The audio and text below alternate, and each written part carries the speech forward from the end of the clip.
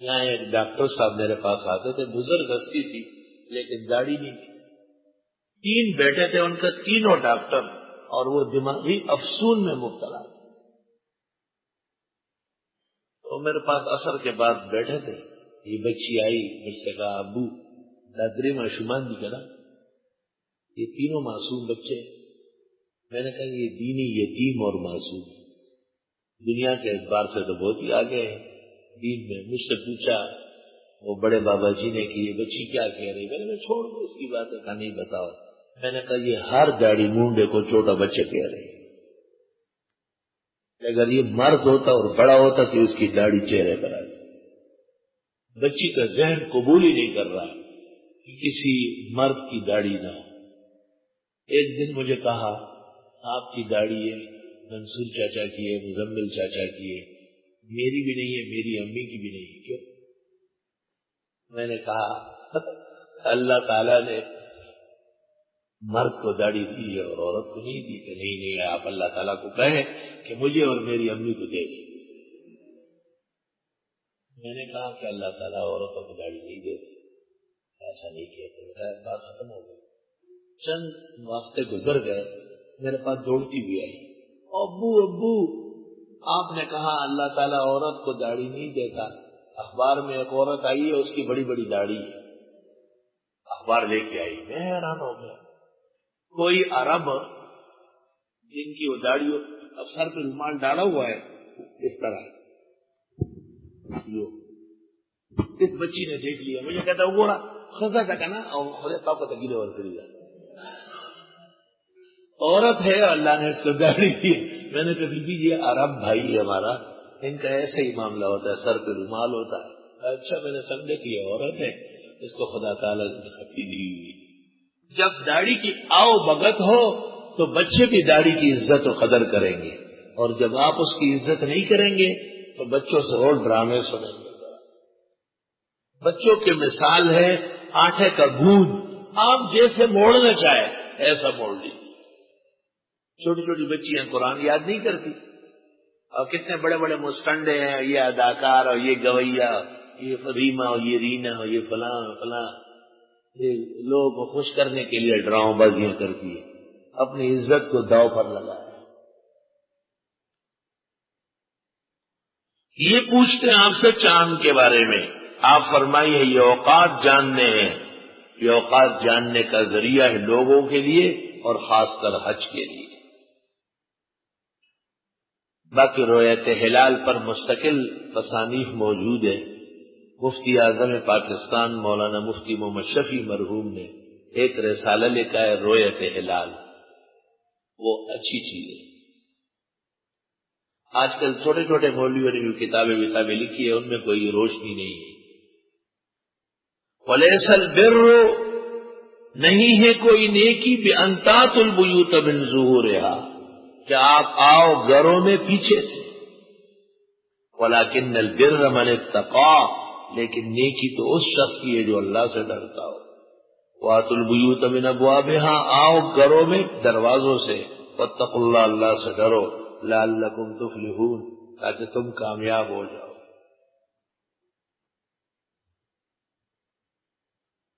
زمانے جاہلیت میں یہ دستور تھا، جب وہ حج یا عمرے کا احرام کر لیتے تو پھر احرام کی حالت میں گھر نہیں آتے تھے، اگر ضرورت پیش آئی تو دروازے سے نہیں بلکہ پیچھے سے چڑھ جاتے تھے، اور کہتے دروازے سے تو حلال آئے گا، ہم تو محرم ہیں۔ اللہ تعالیٰ نے کہا اس تکلف کی ضرورت نہیں، دین تکلف کا نام نہیں۔ عقیقے کے اندر اس رنگ کا بکرا ہو اور عقیقے کے اندر گوشت کے اندر ہڈی نہ توڑی جائے اور ماں باپ نہ کھائے، سب فضول بات ہے، فضول بات ہے، تکلف والی بات ہے۔ اسلام تکلف کو پسند نہیں کرتا۔ وَأْتُوا الْبُيُوتَ مِنْ أَبْوَابِهَا آؤ گھروں میں دروازوں سے۔ بعض صوفیاء نے تفسیر کی ہے کہ بیویوں کے ساتھ ان کے صحیح جگہ سے ملا کرو، کسی اور طرف سے الٹا جا کر کے کہیں گناہ عظیم نہ کرو۔ یہ ایسے جس کو کہتے ہیں نا عکس مستوی کے طور پر ہوگی تفسیر، یا حاصل کلام کا ہوگا واتقوا اللہ، اللہ سے ڈرو لعلکم تفلحون، تاکہ تم کامیاب ہو۔ اور یہ فعل بجائے خود ایک عظیم گناہ اور بدترین جرم ہے، کیونکہ حدیث شریف میں ہے جس نے 3 کام کیے، نجومی سے مستقبل پوچھا، اور جس نے نسب بدلا، اور جس نے بیوی سے پیچھے سے ملا، اس کو کہو ان محمد منہ بری، ہاں حضرت صلی اللہ علیہ وسلم کا وہ امتی نہیں، میری امت سے نکل گیا۔ اور ایک روایت ترمذی میں ہے فعلیہ لعنت اللہ المتتابعات، اللہ تعالیٰ کی لعنت ایسے شخص پر نہ ختم ہونے والی۔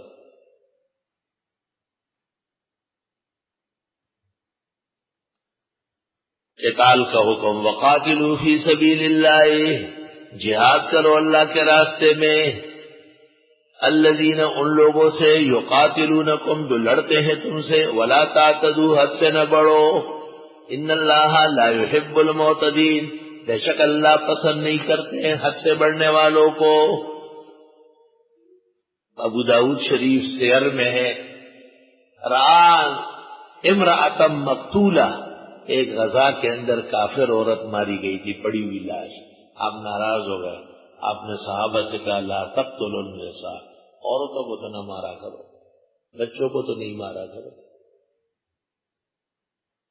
ولا تعتدوا حد سے نہ بڑھنا،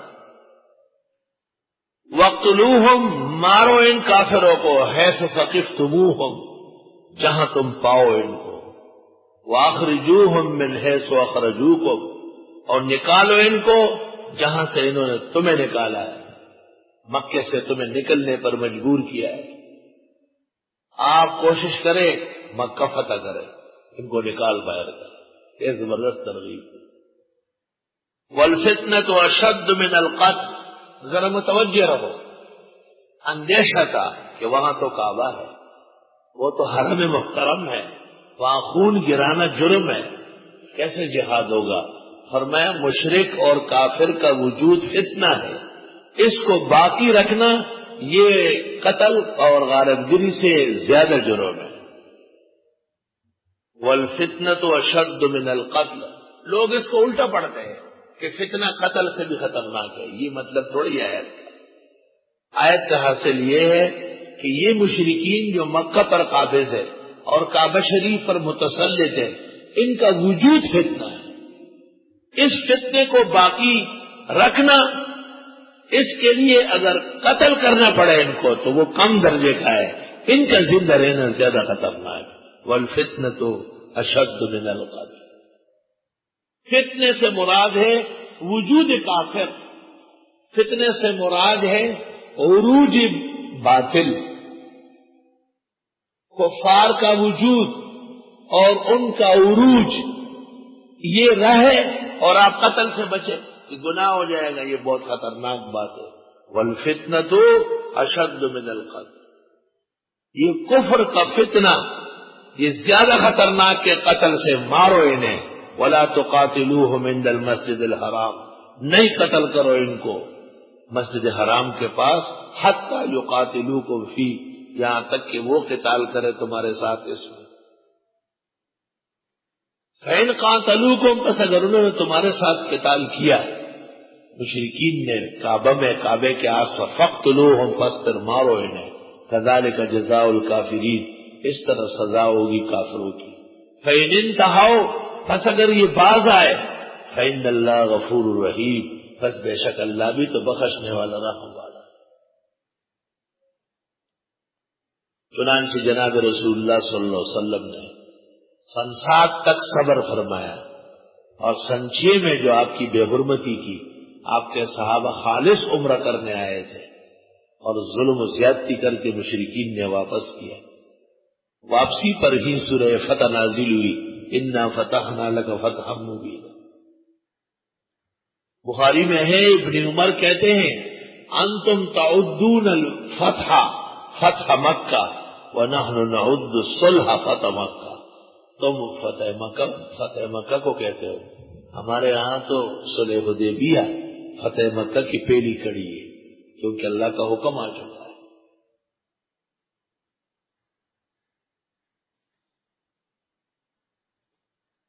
الحمدللہ۔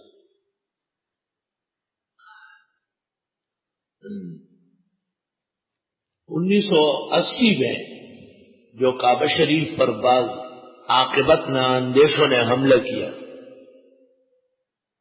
اور علماء سعودی نے ان کو مارنے کا فتویٰ حکومت کو دیا، تو ان آیات کو پیش کیا تھا، وَلَا تُقَاتِلُوهُمْ عِنْدَ الْمَسْجِدِ الْحَرَامِ حَتَّى يُقَاتِلُوكُمْ فِيهِ فَإِنْ قَاتَلُوكُمْ فَاقْتُلُوهُمْ۔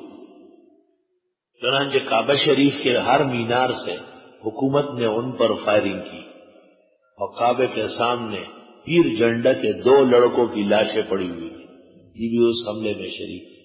امام مہدی بننے کا ان کو بھی شوق تھا۔ پیر جھنڈا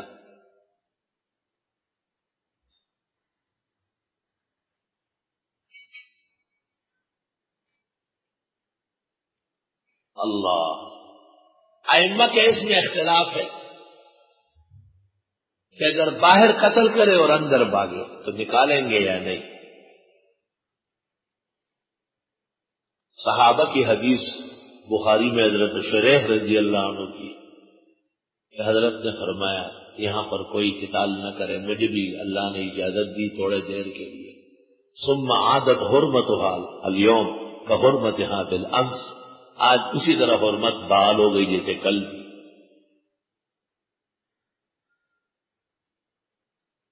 اور یہ گھر ہے خدا کا جس کو حرم بنایا، اور کوئی شخص یہاں قتل و غارت گیری نہ کرے۔ امام ابو حنیفہ کے نزدیک اور امام احمد کے نزدیک اگر اندر چھپ گیا تو اس کو تنگ کیا جائے، کھانا پینا بند کیا جائے، جب مسجد حرام سے باہر نکلے تو اس کو گرفتار کر، لیکن اندر جا کے گرفتار نہیں کر سکتے الا یہ کہ قتل بھی اندر کیا ہو، پھر بال اتفاق اندر پکڑنا چاہے۔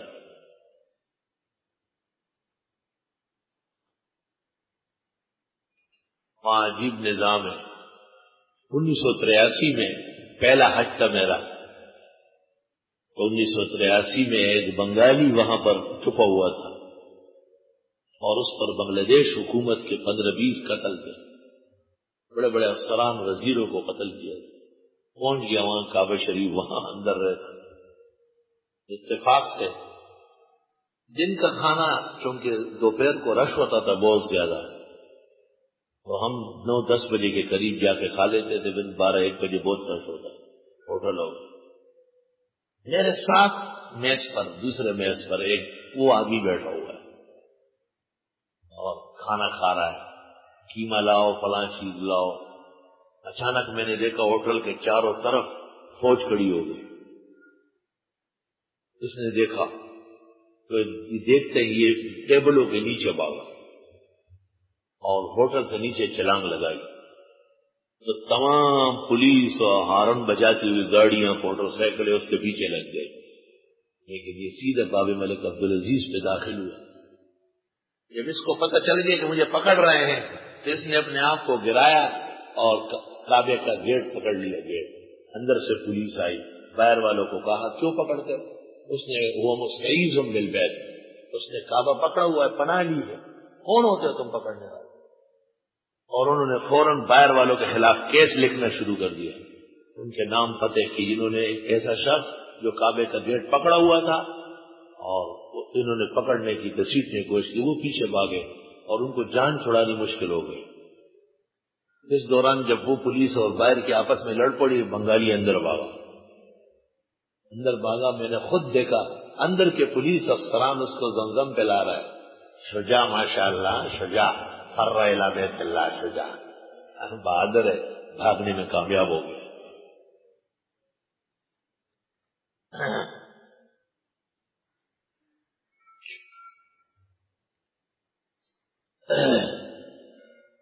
وقاتلوہم، اور ان مشرکوں سے لڑو، حتی لا تکون فتنہ، یہاں تک کہ یہ شرک کا فتنہ نہ رہے۔ بدترین فتنہ کائنات کے اندر کافر و مشرک کا وجود ہے، بدترین فرقہ کائنات کے اندر، سب سے بڑا فتنہ مبتدئین ہے۔ وَيَكُونَ الدِّينُ لِلَّهِ، اور اللہ کا دین خالص ہو جائے۔ اتنا نہیں ہے کہ آپ کہتے ایک اللہ سے مانگنا چاہیے، وہ کہتے داتا سے مانگنا چاہیے۔ آپ کہتے خدا کے نام کی نیاز و نظر، وہ کہتے پیرانی پیر، اور ان کو دستگیر کہتے ہیں اور ان کے نام کی نظر و نیاز دلاتے ہیں۔ مقابل میں ایک اور دین آگے بڑھا رہا ہے۔ آپ کہتے پیغمبر کا بتایا ہوا درود پڑھے، وہ کہتے ہمارے اعلیٰ حضرت نے بنایا، وہ بھی پڑھنا پڑے گا۔ اور ان کے مدرسوں میں مصطفیٰ جان رحمت پہ لاکھوں سلام، شمع بز میں ہدایت پہ لاکھوں سلام۔ مارو انہیں یہاں تک کہ نہ رہے یہ فتنہ اور ہو دین اللہ کا خالص۔ فَإِنِ انتہوا، پس اگر مشرک اور بدعتی بھی باز آئیں، فَلَا عُدْوَانَ، پس ان پر چڑھائی نہ کی جائے، إِلَّا عَلَى الظَّالِمِينَ، مگر ضدیوں پر، جو پھر ظلم و ضد کرے بے شک مارو۔ ایک واقعہ ایسا پیش آیا کہ صحابہ کرام نے یہ سمجھا کہ آج جمادی الثانیہ کی آخری تاریخ، اور بعد میں پتہ چلا کہ وہ رجب کی پہلی تاریخ، اور انہوں نے ایک جگہ مشرکین پر اٹیک کر لیا، حملہ کیا۔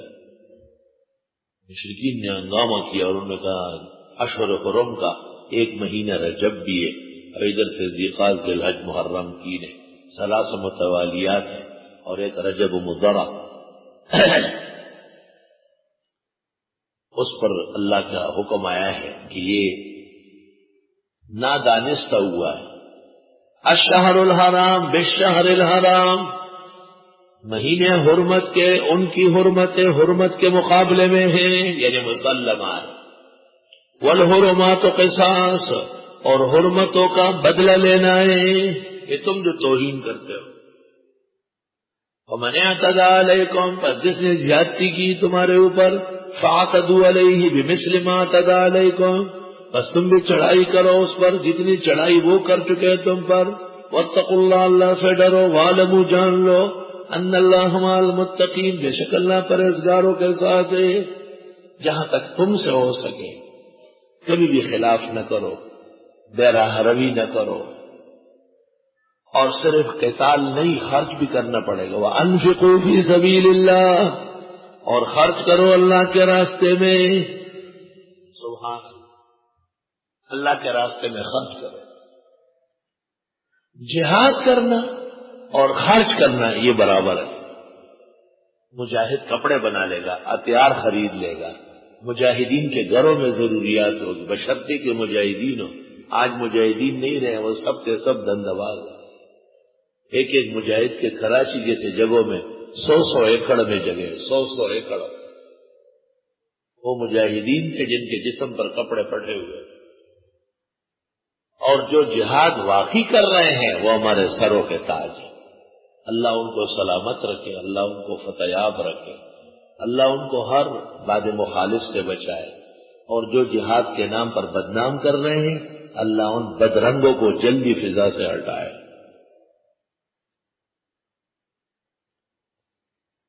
وَأَنفِقُوا فِي سَبِيلِ اللَّهِ، اللہ کے راستے میں خرچ کرو۔ طالبان کا آخری وقت تھا، شکست ہو رہی تھی، اور ظالم قاہر جابر مسلط ہو رہا تھا۔ میں نے جمعہ پڑھایا، اور بہت درد سے جمعہ پڑھایا، اور طرح جمعہ پڑھایا، کیونکہ ہمیں پتہ تھا اور ہمارے بزرگوں اور مشائخ کی محنت اور قربانیوں کے نتیجے میں ایک ملک اسلامی بن چکا تھا، اور ہماری آنکھوں کے سامنے وہ لٹ رہا تھا۔ میں نے یہاں اس جمعے کو تقریر کی، پتہ نہیں کیا کیا کہا، بہت جوش خروش سے لوگوں کو للکارا کہ اگر یہ شکست ہو گئی تو بچ نہیں سکو گے اپنے گھروں میں، پوچھا جائے گا تم سے۔ شام کو ایک بچہ آیا 10-12 سال کا، اور اس نے کہا میری امی گاڑی میں بیٹھی ہے، آپ سے بات کرنا چاہتی ہے۔ میں باہر گیا تو بی بی نے کہا آج آپ کے پیچھے اس بچے نے جمعہ پڑھا ہے، اور یہ کہتا ہے کہ ہمیں فوراً مجاہدین کو تعاون پہنچانا ہے، تو میں آپ کو لے کے تو نہیں جا سکتی، البتہ اگر یہ صبر کر لیتا تو کل رقم بڑھ جاتی، لیکن یہ کہتے ہیں رات گزرنے سے پہلے پہلے مفتی صاحب نے جمعے میں جو بات کہی. میں نے کہا میں کونسلیٹ کو کہتا ہوں، اس کو اگر جو کونسلیٹ سے اس نے فون پر بات کی، اس نے کہا میں نیچے اترتا ہوں. میں نے کہا نہیں، جب یہ آ جائیں گے تو آپ کو گھنٹی دے دیں گے. چلے گئے وہ. چند دن بعد وہ کونسلیٹ شکریہ ادا کرنے آیا تو میں نے پوچھا کتنی رقم لایا وہ ننا؟ کہا 90 لاکھ. ایسا جذبہ تھا، ایسا زبردست قسم کا فضا بن چکی تھی. پشاور جیسے شہر میں آپ کو پتہ ہے 60 من سونا دیا گیا. 60 من سونا کہاں چلا گیا یہ بھی پوچھنا ہے. افسوس سن افسوس. اور جب دولت اور پیسوں کی بارش ہو گئی تو طالبان بلاک ہو گئے اور شکست یقینی ہو گئی. جب خوار بدگار تھے، روکی سوکی کھاتے تھے تو آگے بڑھ رہے تھے. جب ان کو اندازہ ہو گیا کہ یہ تو 60 من سونا آیا، ایک ایک بچے کی طرف سے 90 لاکھ آ رہے، تو پھر کون جہاد کرتا؟ آنکھ جو کچھ دیکھتی ہے لب پہ آ سکتا نہیں، محو حیرت ہوں کہ دنیا کیا سے کیا ہو جائے گی. اس گھر کو آگ لگ گئی گھر کے چراغ سے، دل کے پپولے جل اٹھے سینے کے داغ سے، اور اس گھر کو آگ لگ گئی گھر کے چراغ سے. اور جو پکڑا گیا ایجنٹ، مخبر، جاسوس، اس کے جیب میں ڈالر ہوتے تھے، ڈالر نکل آتے تھے. وَأَنفِقُوا فِي سَبِيلِ اللَّهِ، اور خرچ کرو اللہ کے راستے میں. اور خرچ کرنا سیکھ لو. ہے طالبہ، آپ کیا خرچ کریں گے؟ اپنا اخلاص، اپنی جوانی، اپنی صحت اللہ کے لیے پیش کے. طالب سخی ہوتا ہے الحمدللہ. اللہ ان کو فضا اور ہوا سے دیتا ہے نا، زیادہ پیسوں کھولے راغلی، اس لیے طلباء سخی ہوتے ہیں. اللہ علماء کرام سخی ہے لیکن ان کے پاس فراوانی نہیں ہے. خرچ کرنا سیکھ لو اللہ کے دین پر. درس، تعلیم، سبق، یہ تمام کا تمام فی سبیل اللہ ہے، اللہ کے دین کے راستے ہیں.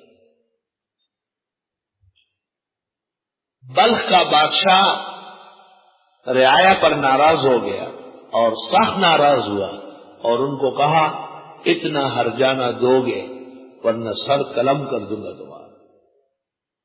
ایسا ناراض ہو. امیر بلخ بلخیوں پر ناراض ہوا اور ان کے اوپر ایک ہرجانہ ٹیکس رکھا. بلخ کے لوگوں نے سوچا کہ ہم 10 سال میں بھی اس کو ادا نہیں کر سکتے. ان کو پتہ چل گیا، ان کو پتہ چل گیا کہ ایک خاتون ہے ہرات کے اندر بہت سخی، جو بھی محتاج جاتا ہے خالی ہاتھ جانے نہیں دے گی. یہ وقت بلخیوں کا ہرات کی اس بی بی کے پاس چلا گیا اور ان کو کہا کہ بی بی ہم بہت تکلیف میں ہیں، ہمارا امیر ہم پر ناراض ہے اور جو ہرجانہ مقرر کیا ہم 10 سال میں بھی نہیں دے سکتے. اس نے کہا کوئی فکر کی بات نہیں. اس نے اپنے بکس سے ایک چادر نکالی اور وہ چادر ان کو پیش کی اور کہا اس چادر کو بیچو، اتنا سرمایہ مل جائے گا کہ امیر کو ادا ہو جائے. کیا چادر تھی، کیا شان تھی. یہ لوگ چادر لے کے آئے اور امیر بلخ کو آ کے کہا کہ ہم آپ کے جرمانے سے بہت تنگ تھے، ہم نے ہرات کی سخی عورت سے درخواست کی، اس نے یہ چادر دی ہے، یہ بڑی مہنگی ہے، اگر آپ اس جرمانے میں رکھ لے تو اچھا ہے. بادشاہ نے جو چادر دیکھی اس کا دل بھرا ہے اور اس نے کہا اوہ، ایک عورت ہو کر کے اتنی سخی کہ پوری قوم کو بادشاہ سے چھڑا رہی ہے، میں کیوں سخی نہیں ہوں؟ اور میں نے معاف کر دی، میں نہیں لیتا اور چادر واپس، میں چادر بھی نہیں لوں گا، میں نے تم لوگوں کو معاف کر دیا. لوگ کتنے دیانتدار تھے، چادر لے کر واپس آئے اور بی بی کو کہا کہ بی بی امیر بلخ نے ہم کو معاف کر دیا اور آپ اپنی چادر لے گئے۔ بی بی نے کہا اس چادر کو میں نے اس وقت تک رکھا تھا جب میری آنکھوں کے علاوہ کوئی اور نظر اس پر نہیں پڑی تھی، اب یہ اجنبیوں کے ہاتھوں میں جا چکی ہے، اجنبیوں کی آنکھوں میں آ چکی ہے، اب میں اس چادر کو گھر میں نہیں آنے دوں گی، آپ اسے بیچیں اور مسجدیں اور مدرسے بنائیں۔ افغانستان میں قدیم بڑی بڑی مساجد اور مدارس سب اسی سے بنی ہے۔ مورخین لکھتے ہیں اس وقت 4000 مساجد و مدارس اور مسافر خانے اس خرچے سے تیار ہو گئے تھے۔ اور یہ واقعہ رحلت ابن بطوطہ میں ابن بطوطہ نے ہرات اور بلخ کے سفر میں لکھا ہے۔ رحلت ابن بطوطہ اس نے اپنی کتاب رحلہ میں لکھا ہوا ہے، بلخ اور ہرات کے سفر نامے میں۔ وَأَنفِقُوا فِي سَبِيلِ اللَّهِ، خرچ کرو اللہ کے راستے۔ وَلَا تُلْقُوا بِأَيْدِيكُمْ إِلَى التَّهْلُكَةِ، ڈالنا نہیں اپنے ہاتھوں سے اپنے آپ کو ہلاکت میں، خرچ نہ کرنا، ظالم کو موقع مل جائے گا اور وہ آ کے تمہیں ہلاک کرے گا۔ علماء کہتے ہیں اس سے یہ بھی معلوم ہوا کہ گھر محفوظ ہو، دیواریں اونچی ہو، ضرورت کا ہتھیار بھی گھر میں موجود ہو۔ وَأَحْسِنُوا، کہاں خرچ کرو؟ وَأَحْسِنُوا، احسن العلوم والوں کو دو۔ تو تفسیر کا فائدہ تو ہو، احسان کرو، یعنی خرچ کرنا ہے، وقت پر دو، زیادہ دو، خوشی سے دو، محبت سے دو۔ وَأَحْسِنُوا، انفاق میں بھی اخلاص پیدا کرو۔ ان اللہ یحب المحسنین، بے شک اللہ پسند فرماتے ہیں احسنیوں کو، جو اخلاص اور توحید سے پیش آتے ہیں۔ وَأَتِمُّوا الْحَجَّ وَالْعُمْرَةَ لِلَّهِ، اور پورا کرو حج اور عمرہ اللہ کے لیے۔ جب حج یا عمرے کا احرام باندھو تو پورا کرو۔ فَإِنْ أُحْصِرْتُمْ، پس اگر تم راستے میں روک لیے گئے، فَمَا اسْتَيْسَرَ مِنَ الْهَدْيِ، پس جو تم سے ہو سکے قربانی۔ دم احصار جسے کہتے ہیں یہ تو دینا پڑے گا۔ وَلَا تَحْلِقُوا رُؤُوسَكُمْ، اور مونڈنا نہیں اپنے سروں کو۔ احرام کی حالت میں بہت ساری پابندی ہے، لیکن بنیاد یہ ہے کہ سر کے بال نہ مونڈیں۔ عام طور پر تو سر کے بال مونڈنا ہوتا ہے۔ حَتَّى يَبْلُغَ الْهَدْيُ مَحِلَّهُ، یہاں تک کہ پہنچ جائیں قربانی کا جانور قربان گاہ کو، محلہ، اپنے حلال ہونے کی جگہ کو۔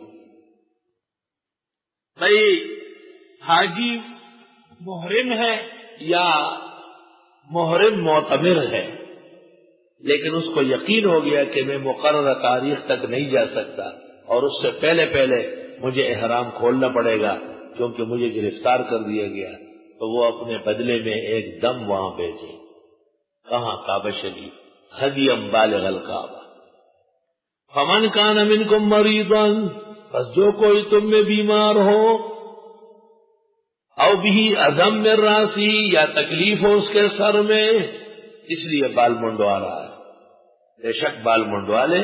ففدیۃ من صیام، بس فدیے میں روزے رکھے، او صدقۃ، یا صدقہ دے، او نسک، یا جانور کٹوائے۔ روزے 3 دن رکھے، اور قربانی بکرا یا مینڈا یا اونٹ اور گائے میں حصہ، اور صدقہ ان کے مساوی قیمت، وہ بھی خیرات کر سکتا ہے۔ فَإِذَا أَمِنْتُمْ، پر جس وقت تم امن سے ہوئے، فَمَنْ تَمَتَّعَ بِالْعُمْرَةِ إِلَى الْحَجِّ، پر جس نے فائدہ اٹھایا ہو عمرے کو حج کے ساتھ ملا کر، عمرہ حج کے ساتھ ملا کر، یا تو حاجی متمتع ہے ساق الہدی، لیکن حنفیہ کہتے کہ قارن ہے۔ فَمَا اسْتَيْسَرَ مِنَ الْهَدْيِ، پس جو اس سے ہو سکے قربانی۔ حاجی متمتع، جس نے عمرہ کر کے اور حلال ہو گیا، وہ بھی حج کے اندر قربانی ضرور کرے گا، اور حاجی قارن تو کرے گا لیکن حنفیہ کے نزدیک قارن پر 2 قربانیاں ہیں۔ بعض کہتے کہ قربانی تو ایک ہے، دم دو دو آئے گے، ایک دم عمرہ اور ایک دم حج۔ فمن لم یجد، بس جو قربانی نہ کر سکے، فصیام ثلاثۃ ایام فی الحج، پس روزے رکھے 3 دن حج کے دنوں میں، یعنی عرفہ سے پہلے، آخری دن عرفہ ہے۔ وسبعۃ اذا رجعتم، اور 7 دن جب تم حج سے لوٹ جاؤ، یعنی فارغ ہو جاؤ۔ اکثر ائمہ کے یہاں گھر جا کے 7 روزے رکھے، امام اعظم کہتے ہیں نہیں، جب حج کے دن گزر جائے وہاں بھی رکھ سکتا ہے۔ تلک عشرۃ کاملہ، یہ 10 دن پورے کرنے ہیں۔ جس شخص نے حج تمتع کیا ہے اور اس کے پاس قربانی کے لیے جانور نہیں، یا اس نے حج قران کیا ہے اور اس کے پاس قربانی کے لیے جانور نہیں، باقی حج افراد میں قربانی واجب نہیں ہے، وہ نفلی و مستحب ہے۔ ذالک لمن لم یکن اہلہ حاضر المسجد الحرام، یہ واسطے ان کے ہیں کہ نہ ہو ان کے لوگ رہنے والے مسجد حرام کے۔ واتقوا اللہ، اللہ سے ڈرو، وعلموا، جان لو، ان اللہ شدید العقاب، بے شک اللہ تعالیٰ سخت عذاب والے ہیں۔